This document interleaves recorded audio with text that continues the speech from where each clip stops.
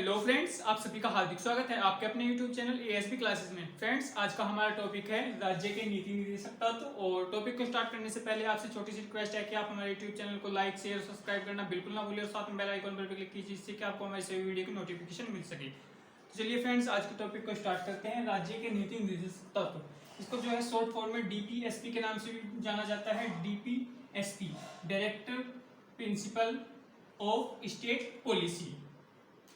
जो राज्य के नीति निर्देशक तत्व है उसमें जो अनुच्छेद है, अनुच्छेद 36 से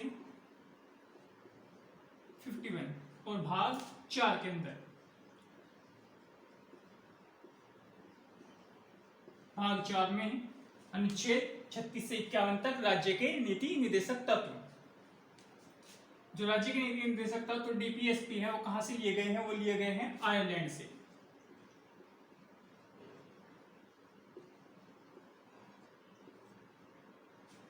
और आयरलैंड ने भी इसको कहां से उठाया है? आयरलैंड ने इसको स्पेन से लिया है। अगर हम आयरलैंड की बात करें तो आयरलैंड वालों ने इसको कहां से लिया है? आयरलैंड वालों ने लिया है इसको स्पेन से। स्पेन से उन्होंने लिया है।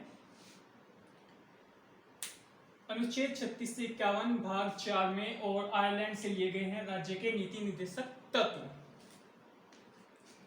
अब इसमें इसके जो सिद्धांत हैं वो 3 सिद्धांत हैं।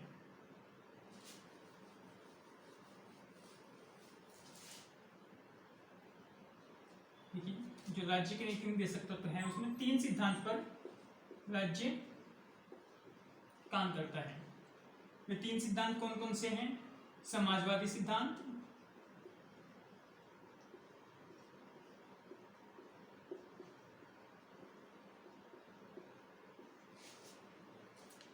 गांधीवादी सिद्धांत,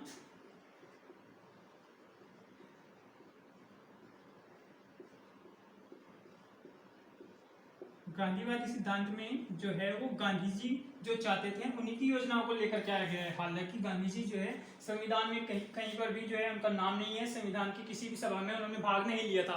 लेकिन उनके जो वो एक्चुअली चाहते थे, जैसे ग्राम पंचायत, जो चरखा, जो कुटीर उद्योग है, उन सब की जो बातें की गई हैं वो गांधीवादी सिद्धांत में की गई है। नेक्स्ट है उदारवादी सिद्धांत। उदारवादी सिद्धांत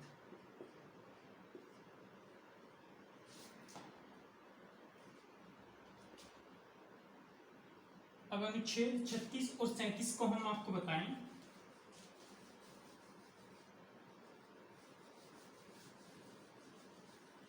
अनुच्छेद 36 की बात करते हैं।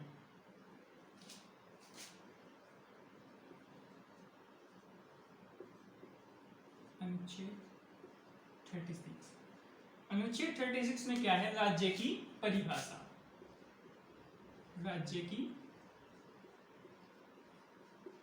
परिभाषा, राज्य की परिभाषा। अब आपके माइंड में जो क्वेश्चन आएगा वो आएगा कि राज्य की परिभाषा तो अनुच्छेद 12 में भी थी। अनुच्छेद 12 में जब हमने मौलिक अधिकार सबसे पहले स्टार्ट किए थे तो हमने सबसे पहले वहां भी आपको क्या बताया था? राज्य की परिभाषा। और जब हम राज्य के नीति निर्देशक तत्व स्टार्ट कर रहे हैं तब भी हम किसकी बात कर रहे हैं? राज्य की परिभाषा की। तो जो राज्य के नीति निर्देशक तत्व हैं उसमें लिखा हुआ है कि जो परिभाषा राज्य की अनुच्छेद 12 में है वही कहां पर है? अनुच्छेद 36 में है।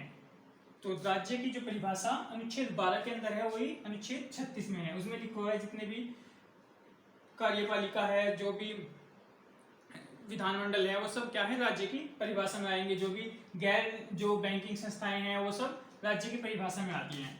अनुच्छेद 37,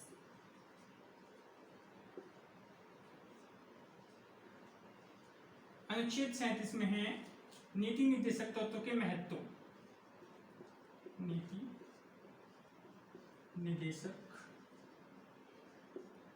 तत्व के महत्व व प्रकृति। राज्य के नीति निर्देशक तत्व एवं महत्व की बात की गई है अनुच्छेद 37 में। और जो राज्य के परिभाषा है वो बात की गई है अनुच्छेद 36 में। और अनुच्छेद 37 में एक चीज और लिखी गई है कि न्यायालय में परिवर्तनीय है। न्यायालय में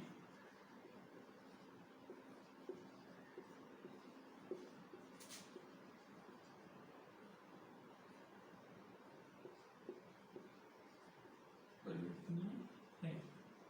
तो इस लाइन का मतलब क्या है? न्यायालय में परिवर्तनीय है। इस जो न्यायालय में परिवर्तनीय है उसका मतलब है कि आप इसको जो है सुप्रीम कोर्ट में नहीं जा सकते। अगर इनका किसी भी आपका जो है जितने भी अनुच्छेद 36 से 51 तक है उन किसी भी अनुच्छेद का उल्लंघन किया जाता है तो आप न्यायालय में नहीं जा सकते, आप सुप्रीम कोर्ट में शरण नहीं ले सकते। जैसे हमने अनुच्छेद 32 में बात की थी कि जो सुप्रीम कोर्ट है वो अनुच्छेद 32 के तहत, हाई कोर्ट अनुच्छेद 226 के तहत जो रिट जारी करता है वो इस जो राज्य की नीति निर्देशक तत्व है उसमें कोई रिट जारी नहीं होगी, आप न्यायालय में जा ही नहीं सकते। ठीक है, अगर आपको इनमें से कोई अनुच्छेद आपका उल्लंघन किया जाता है तो आप न्यायालय में नहीं जा सकते।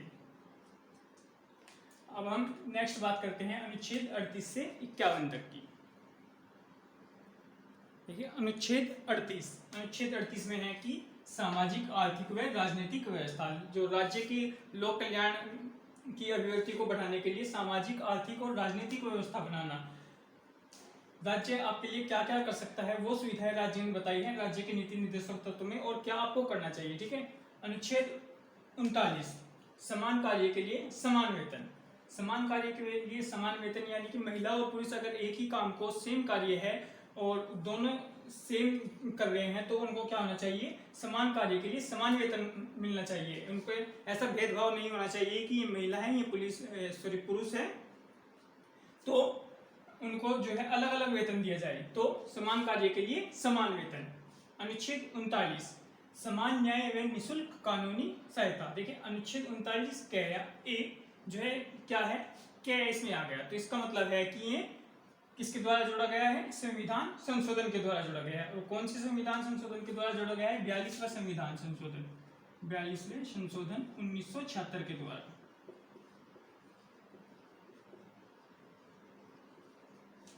बयालीसवें संशोधन 1976 जो है उसमें अनुच्छेद 39 क्या जोड़ा गया है कि समान न्याय व निःशुल्क कानूनी सहायता।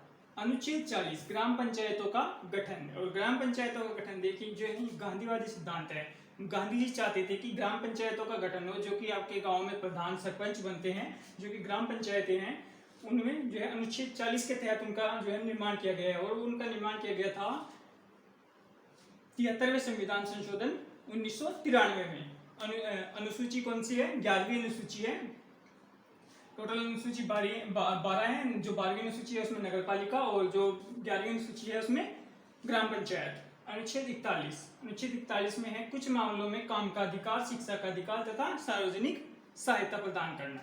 यानी कि आपको शिक्षा का अधिकार भी मिलना चाहिए, सार्वजनिक सहायता जैसे कोई बूढ़े व्यक्ति है, बीमार है, उनको क्या है दवाइयों का उपबंध किया जाए, उनके लिए दवाइयाँ जो है दवाइयाँ दिलाई जाए हॉस्पिटलों से उनको। तो वो है अनुच्छेद 41। अब अनुच्छेद 42 में है कार्य न्याय संगत और मानवीय दशा। यानी कि जो कार्य दिया है उसमें न्याय मिलना चाहिए, प्रॉपर तरीके से कार्य सही होना चाहिए। नेक्स्ट है अनुच्छेद 43 में है निर्वाचन मजदूरी। उसको जो है मजदूरी सही तरीके की मिलनी चाहिए। कुटीर उद्योग यानी कि सूती वस्त्र को बढ़ावा दिया जाना चाहिए। राज्य कहता है कि हमें जो है सूती वस्त्र को बढ़ावा देना चाहिए। जैसे चरखा था, महात्मा गांधी जी ने चरखा चलाया था। और सहकारी समिति, जो सहकारी समिति है, कोऑपरेटिव सोसाइटी, उसको बढ़ावा दिया जाना चाहिए। अनुच्छेद 44 समान सिविल संहिता। समान सिविल संहिता का मतलब सभी नागरिकों को समान जो है कानून, समान न्याय मिलना चाहिए। यानी कि अगर किसी के लिए 5 साल की कोई गलत काम करता है उसके लिए वो 5 साल की सजा है तो सबके लिए ही जो है वो 5 साल की सजा होनी चाहिए। हालांकि कुछ जो है जैसे मुस्लिम कोड है और हिंदू पर्सनल लॉ है, मुस्लिम पर्सनल लॉ है, उसमें अलग अलग कानून है तो वो धर्म के हिसाब से वो कुछ कानून हो सकते हैं अलग। लेकिन जो अगर फांसी की सजा है, 5 साल की सजा है या किसी और केसेस के लिए जो सजाएं हैं वो सबके लिए समान है। 45 है 6 वर्ष से कम आयु के बच्चों की शिक्षा। 6 वर्ष से कम आयु के बच्चों की शिक्षा। और जो हमने अनुच्छेद 21 में कैम में पढ़ी थी 86वां संविधान संशोधन 2002 जोड़ा गया था कि 6 वर्ष से 14 वर्ष तक के बच्चे हैं उनको फ्री में शिक्षा, और जो 6 वर्ष से कम आयु के बच्चे हैं उनको आपने जो गांव में सुना होगा आंगनवाड़ी, ठीक है, आंगनवाड़ी वो यही चीज है। 6 वर्ष से कम आयु के बच्चों की शिक्षा। अनुच्छेद 46 SC/ST वर्ग को शिक्षा तथा आर्थिक बढ़ावा देना। SC/ST जो कि अनुसूचित जाति और अनुसूचित जनजाति है उनको शिक्षा और उनको जो फाइनेंशियल प्रॉब्लम है उसके लिए उनको बढ़ावा देना। तो ये अनुच्छेद 46। अनुच्छेद 47 इसमें मानसिक पोषण स्तर और जीवन स्तर को बढ़ावा देना। राज्य का जो राज्य सरकार है उसका कर्तव्य बनता है कि जो मानसिक है उसको बंद किया जाए, जो भी शराब है, धूमपान है, इस टाइप की जो चीजें बंद की जा सकती है वो अनुच्छेद 47 को जो है मानते हुए बंद की जा सकती है, ठीक है। उसमें पोषण और जीवन स्तर को बढ़ावा देना। अनुच्छेद 48 कृषि और पशुपालन को बढ़ावा देना, ठीक है। राज्य चाहता है कि आप कृषि और पशुपालन को बढ़ावा दो। 48 क्या है, इसका मतलब क्या है, संशोधन के द्वारा जोड़ा गया। कौन से, वही 42वां संविधान संशोधन 1976 के द्वारा पर्यावरण संरक्षण। अब है 49 स्मारकों तथा राष्ट्रीय महत्व के स्थानों तथा वस्तुओं का संरक्षण, यानी कि जो स्मारक हैं, जो पुरानी जो इमारतें हैं, ठीक है, जैसे लाल किला, ताजमहल, इस टाइप के जितनी भी वस्तु हैं उन सबको क्या करना, बचा के रखना। अपनी जो स्मारक है, राष्ट्रीय महत्व है, उन सबका संरक्षण करना, उनकी सुरक्षा करना। अनुच्छेद 50 जो अनुच्छेद 50 है वो कहते हैं न्यायपालिका है कार्यपालिका का पृथक्करण, यानी कि जो न्यायपालिका है उसका काम अलग है और जो कार्यपालिका है उसका काम अलग है, दोनों का काम अलग अलग है, वो है न्यायपालिका है और कार्यपालिका का पृथक्करण। अनुच्छेद 51 अंतर्राष्ट्रीय शांति और सुरक्षा की अभिवृद्धि, यानी कि अंतर्राष्ट्रीय शांति और सुरक्षा को बचाए रखना। जैसे यूएनओ में जो है हमारा देश में क्या है, मेंबर है, तो जो है अनुच्छेद 51 कहता है कि अंतर्राष्ट्रीय शांति और सुरक्षा की को बढ़ावा देना। तो ये थे कुछ राज्य के नीति निर्देशक महत्व जो निर्देशक तत्व हैं। अब इसके बाद नेक्स्ट जो टॉपिक होगा वो होगा मौलिक कर्तव्य का। तो आज की क्लास में इतना ही, धन्यवाद दोस्तों।